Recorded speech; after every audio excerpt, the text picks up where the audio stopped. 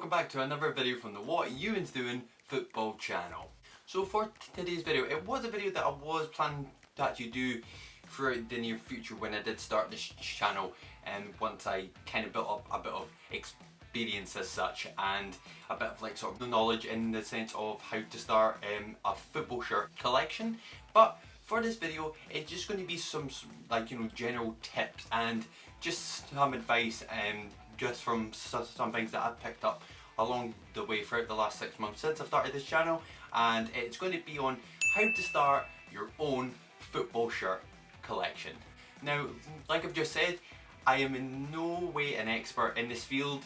I've just been kind of gradually learning as I go along. So if there's any advice that you can take from this, absolutely perfect. So there's no point in wasting any time. So here are some tips on how to start your own football shirt collection. So the first tip for you is don't just buy any old shirt when you're starting a football collection. So yeah, much like everybody else, when I first started my football shirt collection and this channel, when I started watching all these YouTubers starting to build up a massive football collection with all these amazing shirts from specific eras and certain designs as well that look so cool, immediately you just automatically think, oh my god, I must get so many shirts. Which, to be honest, is a wee bit of what I did. Like as soon as I decided to start this football channel, I immediately went onto eBay, Gumtree, etc. and was just trying to find the most cheapest shirts I could just to start a collection as such, which is not really the right way to go about it. Like for example, one of the first shirts I ever bought to start my own collection was this Fenerbahce shirt. Now this was before I started to gain a bit more knowledge on how to do wee bits of registration projects, etc. So as you can see that I took off the front sponsor, which kind of makes it look a wee bit more retro, but in that very same sense, the badge is crumbly, the back of it's not too bad. Again, I took off the damaged back sponsor that was on it, but like you can see as well, the side sponsor as well is pretty much ruined, and I tend to see a lot of the Fenerbahce shirts because nobody particularly wants them as such. So yeah, it was kind of I must have that shirt because it's cheap. I must have this one because it's cheap. So when you are starting your football shirt collection, just make sure that you actually know what you want and you're not just splurging out on any old strip just to start your very own collection. For the second tip I can give you is know what you want to buy and what football shirt collection you want to start. So what I mean by that is, I think it's good just to have a very certain sort of area of strips that you want to start the collecting for yourself. For example, it could be shirts from your favorite team.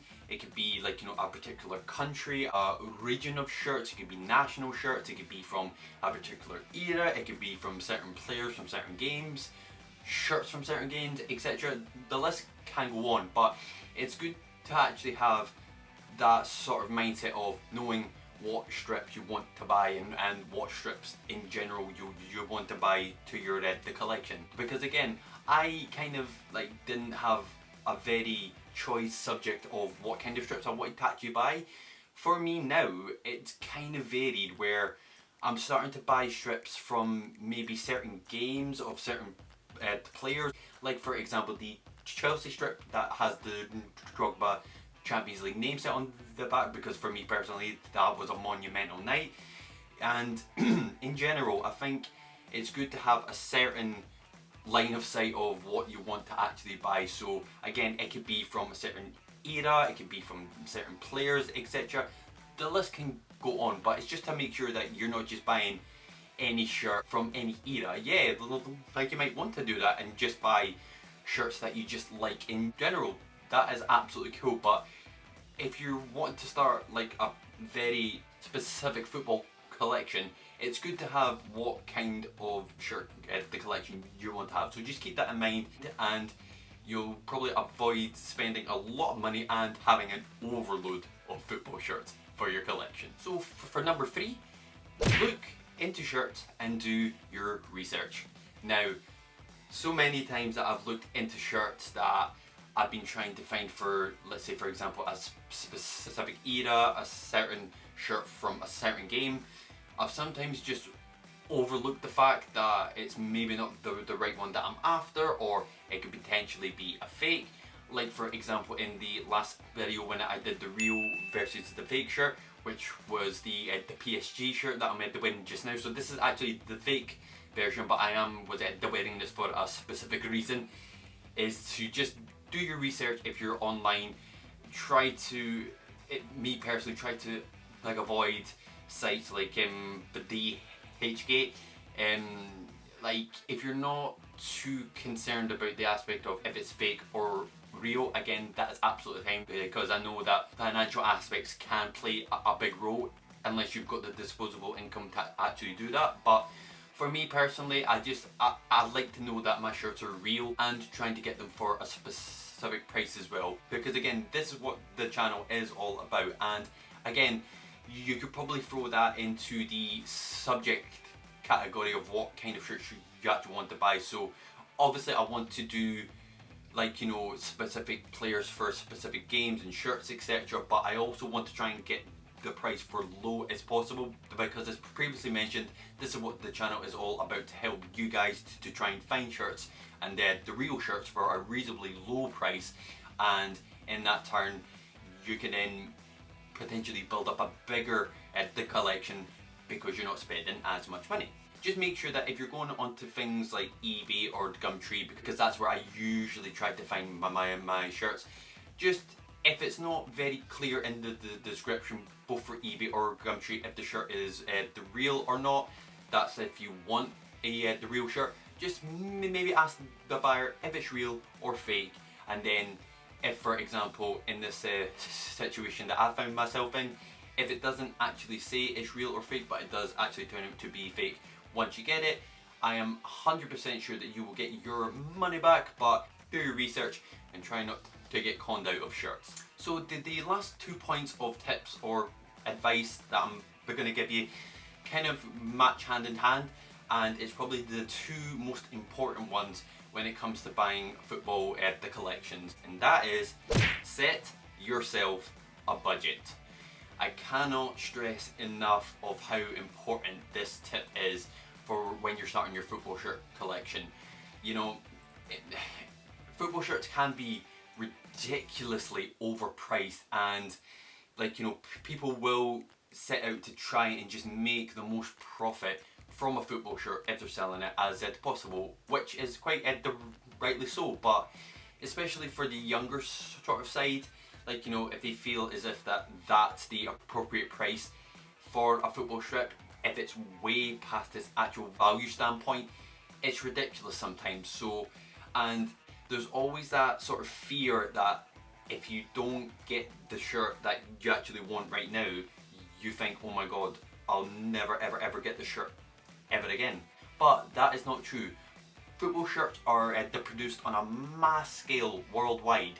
So if you don't get the shirt that you actually want the first time, chances are like 8 or 9 times out of 10 you will see it again selling online, and you will get another chance to actually buy it. Just going back to this shirt here, when I got this shirt and it turned out to actually be fake, you know, I wasn't too overly stressed about it, because I thought, right, I'll know that I will get another chance at it. And yeah, it's some strips that are ridiculously rare, or they only make a certain amount of, yeah, that's fair enough. But for shirts in general, most of the time you will get another chance to actually buy them.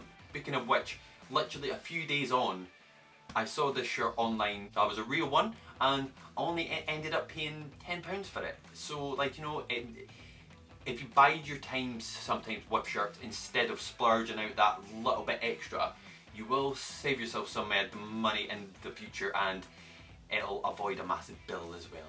Just coming on to the last point as well, which kind of goes hand in hand with the point I just made there, is a saying that I've seen going around, especially in the football shirt community: FOMO, the fear of missing out.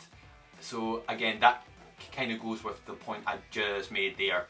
do not worry if you don't get the shirt that you're actually after if you miss out on it first time, because again, that's sometimes how people can get into sort of maybe financial bother as well.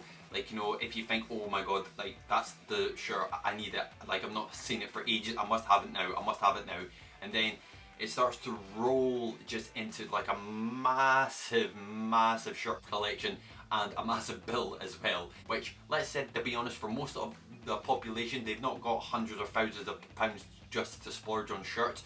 But again, just to mention, that's what this channel is all about, to try and get shirts for a reasonably low price.